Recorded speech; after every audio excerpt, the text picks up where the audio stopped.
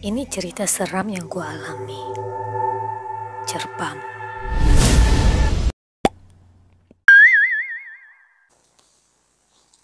Jadi waktu itu ketika gue tinggal di Semarang, di Jawa Tengah,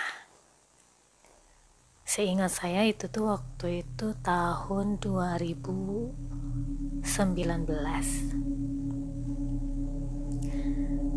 Karena saya sering di rumah sendirian dengan luas rumah hampir 100 meter persegi, terdapat 3 kamar, 1 kamar mandi dan 1 dapur.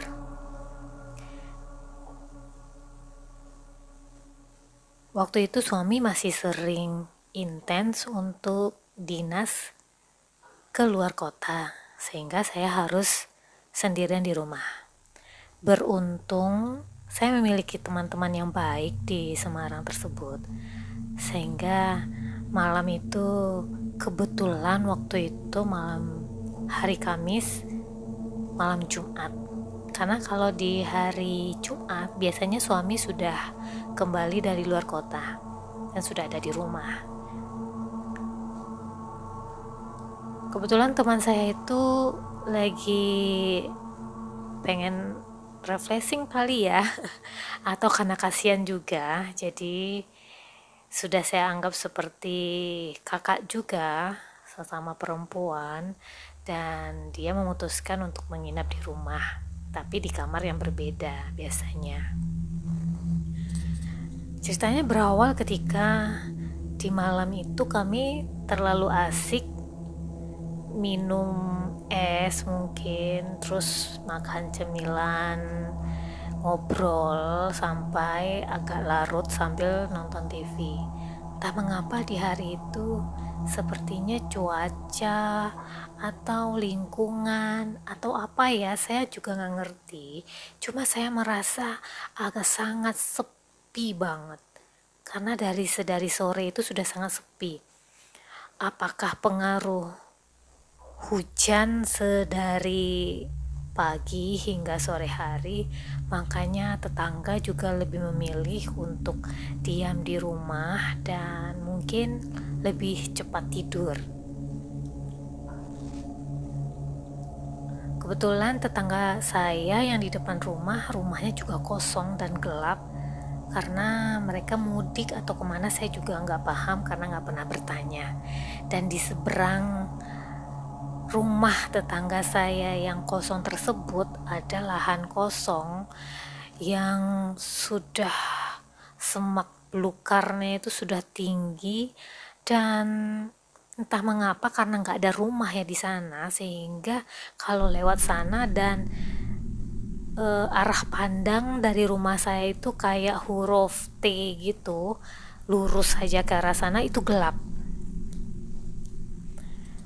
Menjelang malam dan hingga larut malam, saya merasa agak ada yang aneh dengan suhu udara atau apa, saya juga nggak paham. Dan itu saya tutupin dengan banyak bercerita dengan teman saya ini. Kami asing mengobrol, tertawa, mungkin cerita-cerita lucu. Tapi anehnya makin malam, perasaan dan tubuh saya makin terasa gak karuan gitu, seperti merasa kayak agak meriang, kakinya dingin, dan tengkuk agak merinding. Karena sudah jam 11 malam, kami memutuskan untuk tidur saja karena sudah semakin larut. Kami masuk kamar masing-masing dan teman saya itu terdengar masih asik cekikikan, mungkin dia nonton YouTube atau yang lainnya, sedangkan saya mencoba untuk tidur di kamar dengan perasaan dan body yang semakin gak jelas. Saya merasa tidak enak badan, sangat tidak enak badan, bulu roma seperti merinding, terus kayak kelingan dan kaki dingin seperti itu. Kebetulan stok obat di lemari es juga tidak ada, Akhirnya saya mengajak teman saya itu untuk menemani saya ke rumah sakit. Waktu itu sudah menunjukkan pukul 1 kurang sedikit, 1 tengah malam kurang sedikit. Karena kondisi yang tidak baik, saya memutuskan untuk tidak menyetir sendiri, tapi menggunakan jasa transportasi online mobil. Saya pesan transportasi online dan menunggu sekitar 15 menit sampai akhirnya transportasi online itu datang. Ketika melihat di map transportasi online-nya sudah dekat, kami memutuskan untuk berdiri di depan pagar agar dia tidak lama menunggu gitu. Saya dan teman saya itu sudah prepare mengunci pintu dan sebagainya. Begitu transportasi online-nya datang, saya tidak merasa aneh atau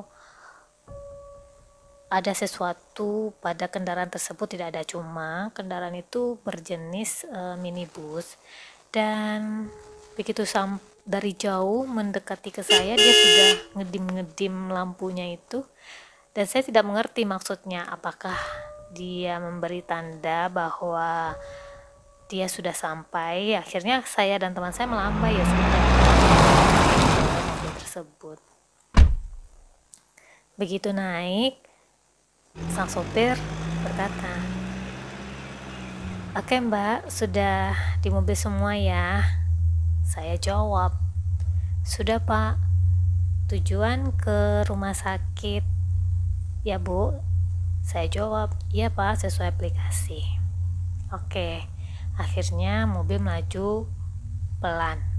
Saya heran, padahal jalanan sepi, kenapa mobil ini kayaknya kayak pelan gitu. Saya lihat pada speedometernya, kecepatan mobil itu sepertinya 40-60, tapi yang kami rasakan kecepatan mobil itu pelan gitu. Menjelang setelah 30 menit berjalan, akhirnya sopirnya bertanya kepada saya, "Siapa yang sakit Mbak?" Saya jawab, "Saya Pak." "Oh." Dia cuma menjawab "oh" saja dan lalu terdiam. Terus sambil mobil masih berjalan, dengan sepertinya mobil ini berat, seperti memiliki penumpang yang banyak gitu. Saya mencolek teman saya ini, "Aman gak ya ini sopir?" gitu. Perasaan kami berdua, dan saya dan teman saya itu karena kami sesama cewek dan bersikap waspada. Handphone sudah kami persiapkan untuk nomor kontak yang bisa dihubungi. Kebetulan di Semarang waktu itu ada kontak yang langsung direct ke polisi, ada. Nah, tengah perjalanan sopirnya berkata, "Mbak, tanpa maksud menakutin atau berpikiran aneh-aneh, saya berhenti sebentar ya," katanya. "Kenapa Pak?" "Enggak, sebentar aja, ini saya berhenti di tempat yang terang dan agak rame," katanya. Waktu itu benar, dia berhentinya waktu itu di sebuah pertokoan, dan di pertokoan itu ada orang yang jualan kaki lima, dan di sana memang rame, ada yang makan di sana gitu. Dia berhenti, bapak sopirnya turun, dan kami tetap di dalam mobil, tapi pintu mobil tidak dikunci. Berarti dalam perasaan, oh aman lah, mungkin dia mau membeli sesuatu. Ya udah, dia turun, dia ke belakang mobil. Saya perhatikan dari balik bangku saya, dia seperti kayak bercengkrama dengan sesuatu, tapi saya tidak melihat apapun. Dan lalu dia seperti berdoa. Ritual itu terjadi sekitar 5-7 menit. Setelah itu dia naik ke atas mobil sambil berkata, "Alhamdulillah." Saya pun bingung, tapi kami gak berani bertanya. Akhirnya dia ngegas mobilnya. Gak beberapa jauh setelah hampir mendekatin rumah sakit, dia berkata, "Mbak, maaf, Aduh, saya bercerita ini aja saya sampai merinding lah ya, karena ini cerita nyata banget. Jadi sopirnya itu berkata gini, "Mbak, maaf tadi saya berhenti dan turun." "Kenapa Pak?" tanya saya. Dia melanjutkan, "Tadi waktu saya jemput Mbak di rumah, Mbak itu bertiga." Hah? Saya langsung merinding sampai dingdong banget. Teman saya sampai meremas tangan saya. Terus dia berkata, "Bertiga Pak?" Saya jawab, "Iya." Dan yang satunya itu menunduk saja dan wajahnya pucat banget gitu. Terus ketika naik mobil, dia duduk memilih di bangku di paling belakang. Saya heran bagaimana dia bisa pindah ke bangku belakang. Harusnya mobil sejenis minibus kayak ini, kalau mau ke bangku belakang itu mesti dilipat dulu bangku tengah ini tempat kami duduk. Karena kami naik transportasi online, jadi kami duduk di belakang. Tidak ada yang duduk di depan bersama dengan sopir. Nah, lalu bapak itu bilang gini, "Mbak ngerasa nggak waktu kita berangkat tadi itu, mobilnya ini terasa berat, padahal saya sudah ngegas sampai 40-60, tapi mobil saya nggak mau kencang. Saya seperti membawa penumpang yang jumlahnya banyak. Dan saya lihat di kaca spion juga 3 penumpangnya." Lalu saya bertanya kepada Mbak, "Mbak yang sakit siapa?" Mbak jawab, "Saya." "Mbak yang sakit," kata bapak itu. Terus saya semakin bingung, oh berarti ada satu lagi penumpang yang tidak kasat mata gitu. Akhirnya di tempat keramaian itu saya turun. Kata sopir itu melanjutkan, sopir itu berkata dia turunnya itu dia sambil baca doa ayat kursi atau apalah, sambil berkata mohon maaf, dia tidak mengganggu, dia tidak bermaksud apa-apa, dia hanya membantu penumpangnya yang 2 ini ke rumah sakit, seperti itu. Mendengar cerita bapak sopir itu saya semakin merinding. Siapakah kira-kira yang ikut naik dari rumah saya? Terus saya tanya pada bapaknya, "Bapak apa ada kemampuan bisa melihat sesuatu yang seperti itu?" Dia jawab, "Tidak Mbak, saya tidak punya kemampuan apa-apa. Makanya saya sangat kaget, tapi bersyukur ternyata dia ketika saya bergumam di belakang, saya minta untuk turun dan saya baca doa, terus saya naik lagi. Mbak merasa nggak kalau kendaraan ini akhirnya nggak berat dan bisa saya gas dengan kencang?" Dan saya menjawab, "Iya Pak." Sampai di rumah sakit akhirnya saya ucapkan terima kasih pada bapak itu. Tuh bapak itu berpesan, "Mbak, apa mau saya tungguin biar bisa langsung pulang bareng lagi?" gitu. Saya merasa mungkin menunggu saya di UGD mungkin agak lama, dan saya tidak meminta bapak itu untuk menunggu karena sampai jam segitu di Semarang itu daerah rumah sakitnya kebetulan berada di tengah kota di Simpang 5, sehingga sampai tengah malam menjelang subuh itu selalu rame di sana, dan transportasi online itu tersedia banyak di Semarang, dan saya tidak meminta bapak itu menunggu. Sampai di rumah sakit dan ketika akan bertemu dokter, karena kalau untuk tengah malam begitu tidak ada lagi klinik tapi langsung ke UGD, saya heran kenapa ya kok nggak seperti waktu di rumah, gregetnya sakitnya itu gitu, yang tulang terasa lemes, terus bulu kuduk terasa berdiri terus kaki dingin gitu. Tapi karena sudah daftar di UGD, ya udah akhirnya ketemu dokter, periksa tensi dan sebagainya, itu normal semua dan dokter hanya memberikan vitamin, dan akhirnya kami pulang lagi dengan transportasi online. Dan sesampai rumah, secepat kilat kami masuk ke dalam rumah, mengunci pagar, menutup pintu, dan tidak berlama-lama di luar, dan langsung ke kamar masing-masing dan tidur.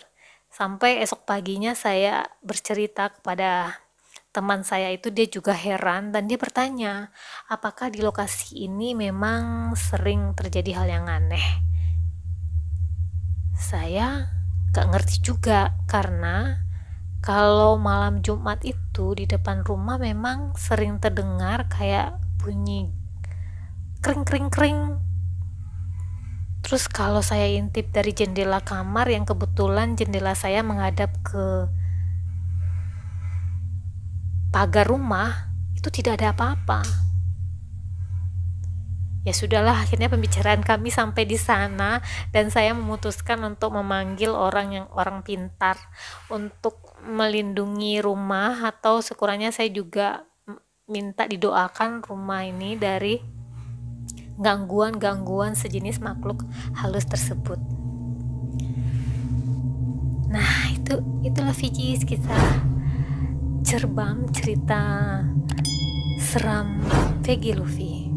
Tungguin cerita selanjutnya. Bye.